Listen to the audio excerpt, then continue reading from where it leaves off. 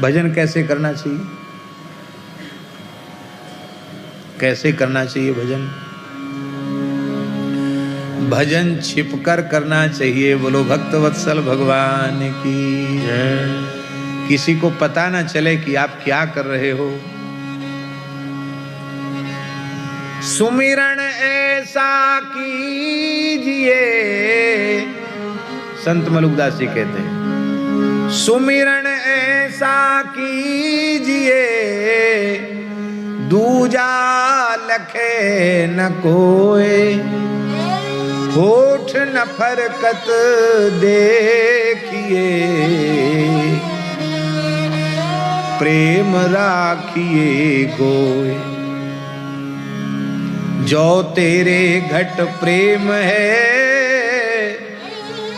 तो कही कही काहि जनाओ, अंतर्यामी जानी है अंतर्गत को भाव। दुनिया को दिखाने से कोई प्रयोजन नहीं है, भजन छिपकर करना चाहिए। पता ही नहीं चले कि आप क्या करते हो। धन तब तक सुरक्षित है जब तक उस धन की किसी को जानकारी नहीं है, और जानकारी होने के बाद बाहर के चोर तो पीछे लगे, है सके बुद्धि बिगड़ जाए तो घरवाली चुरा के धर ले कोई चीज, धीरे से नजर बचा के रख ले। हो सकता है पुत्र ही कुछ इधर उधर करके रख ले।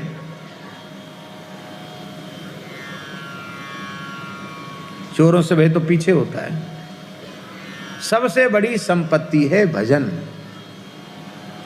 और वो बहुत छिपा करके। इसलिए बड़ी विनम्र प्रार्थना है, भगवान की अत्यंत कृपा होती है तब यत् किंचित कुछ अच्छी बातें मन में आती हैं, ध्यान में आती हैं, अनुभूतियाँ होती हैं। उन अनुभूतियों का प्रकाश जैसे तैसे के सामने नहीं कर। अच्छी बात तो एक प्रकाश करना ही नहीं चाहिए। यदि संभव हो, आवश्यक समझ में आवे कि कहना जरूरी है, तो अपने गुरुजनों से इस दृष्टि से कहना चाहिए कि हमारा वह मार्ग और आगे बढ़े। प्रचार प्रसार की दृष्टि से नहीं, प्रचार प्रसार से बच करके भजन करना चाहिए। लोक मान्यता अनल सम करतप कानन दाह। लोक की जो मान्यता है वो भयंकर अग्नि के समान है। वो साधन रूपी, तपस्या रूपी, भजन रूपी जंगल को जलाकर खाक कर देती है। लोक मान्यता से बचकर के भजन करें। एक संत थे, गौड़ीय संत थे, मिथिला क्षेत्र के थे। उनका नाम था श्री विपिन बिहारी दास जी। उन्होंने एक घटना सुनाई थी बहुत प्राचीन काल की। उन संत का क्या नाम है वो तो मैं विस्मृत हो गया, मुझे स्मरण में नहीं है। लेकिन एक घटना उन्होंने सुनाई थी कि एक संत थे, बड़े उच्च कोटि के भजन आनंदी महात्मा थे, बहुत उच्च कोटि के। अहर्निश भजन, हरि तज किमपि प्रयोजन नहीं, ऐसे थे। भगवान को छोड़ के कोई प्रयोजन ही नहीं। और श्री जनकपुर में विराजते थे, तो प्रतिदिन जानकी महल में आकर एक बार दर्शन करते थे बस किशोरी जी का, अब फिर अपनी कुटिया में चले जाते। धीरे धीरे भजन की सुगंध फैली और भीड़ बढ़ने लगी। सेठ, साहूकार, राजा, महाराजा जो आओ, चलो बाबा के दर्शन करें। हमें बड़े परेशान हो गए कि क्या करें। जानकी महल में दर्शन करने जाते और लोग रास्ते में भीड़ खड़ी हो जाती। अरे बोले तो दर्शन का सुख भी छिन गया, क्या करें। रहना तो जनकपुर धाम में ही है, भजन तो करना ही है, तब क्या करें। युक्ति सोचो, ये भजन बचे कैसे। बोलते किसी से नहीं थे, और श्रद्धा लोगों में होती है तो उनके दर्शन से लोगों की इच्छाएं पूरी हो जाती। तो जनकपुर की ही एक वेश्या थी, बहुत सुंदर नृत्य करती थी। आप एक दिन रात्रि को उसके यहां चले गए अपनी कुटिया से। अब कुंडी खटखटाई, उस देवी ने द्वार खोला, सोचा कोई पुरुष आया होगा धनाढ्य, देखा कि तो महान संत हैं। अब वो देखकर अवाक रही, तब तक तो वो महापुरुष उसके चरणों में पड़ गए और रोते हुए बालक के समान कहा कि माता, आप अपने इस बालक को बचा लो, मैं धाम छोड़कर जा नहीं सकता, यहीं रहकर किशोरी जी के चरणों में भजन करना है, और लुटेरे पीछे पड़ गए हैं मेरे, मुझे भजन नहीं करने देते हैं, आप मेरे ऊपर कृपा करो।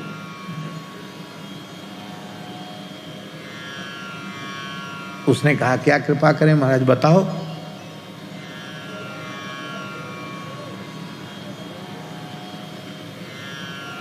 तो उन्होंने कहा कि बस कृपा यही करो कि तुम्हारा घर तो बहुत बड़ा है,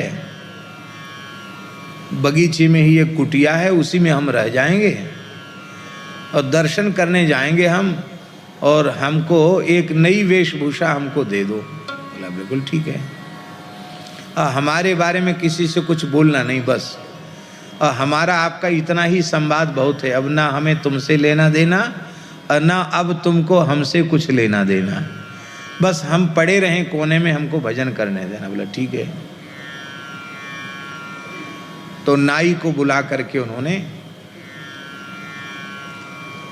ये दाढ़ी कटा दी, बढ़िया सुंदर ऐसे गुच्छादार मूछ रख ली और बढ़िया पाग बांध के और बढ़िया रेशमी कुर्ता घुटने तक का और चूड़ीदार पैजामा और एक छड़ी चांदी की मूठ जड़ी हुई बढ़िया छड़ी लेके अब गए। अच्छी बातें प्रसिद्ध नहीं होती, ये बातें बहुत जल्दी प्रसिद्ध होती। अरे बाबा कहाँ गए, अरे बाबा तो वहां चला गया। अब तो लोगों ने अरे राम राम, कुछ नहीं, अरे बेकार, सबकी नाक कटा दी, सर्वनाश कर दिया, अब कोई भीड़ भाड़ नहीं, वहां कौन जाए। उसने भी लोगों का संपर्क सर्वथा त्याग दिया, उसे अब क्या जरूरत थी, उसको तो महानिधि मिल गई थी और वे नित्य प्रति 24 घंटे में अपने नियम के अनुसार जानकी महल में जाकर भगवान का दर्शन करते, एक कोने में खड़े होकर घंटों तक उनके प्रेमाश्रु बहते रहते, श्री ठाकुर जी का दर्शन करते, फिर चले जाते।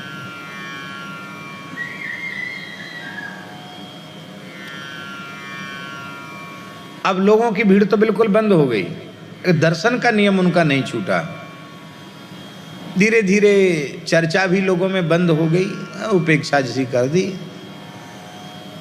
एक समय उन संत का भजन करते करते भगवत धाम प्रयाण हो गया। प्रयाण जैसे ही हुआ तो उस समय के जो महाराज थे जानकी महल के, उन्होंने देखा कि अकस्मात ठाकुर जी का दीपक बुझ गया। तो ये एक संकेत अच्छा नहीं था, दीपक कैसे ठाकुर जी का बुझा।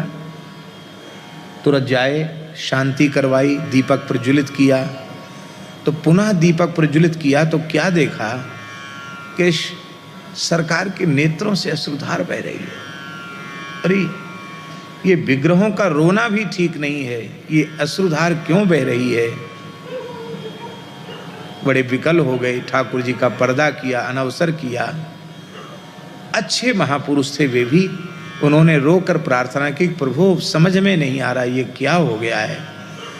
तो ठाकुर जी ने, श्री जी ने रोते हुए कहा कि एक मेरा प्राण प्यारा भक्त मेरे नित्य धाम में, नित्य महल में प्रविष्ट हो गया, पर ऐसा अब संत जिसने भजन को ही अपनी पूंजी माना हो, भजन को ही जीवन का सर्वस्व माना हो, अब तक ऐसा न हुआ, न आगे ऐसा दूसरा होने वाला है।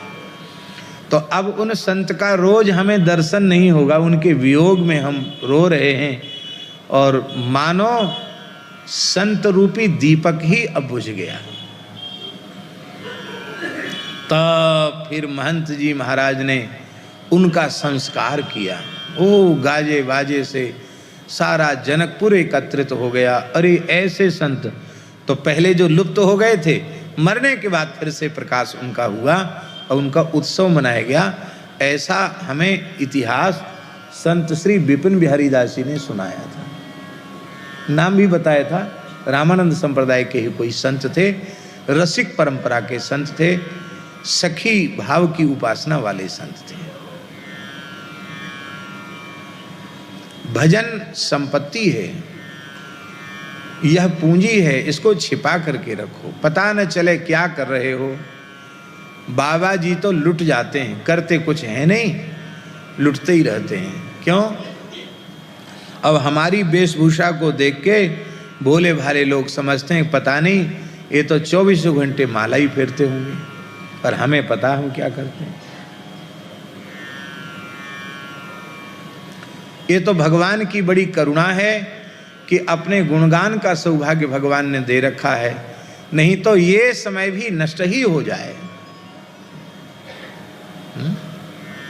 हम एकदम सत्य कह रहे हैं, इसमें कोई कपट और छिपाव दुराव की बात नहीं है। हम अनुभव करते हैं अपने में कि हम 24 घंटे में छटाक भर सूखा आटा भी फाँक सकें, इतना भी भजन हमारा नहीं है।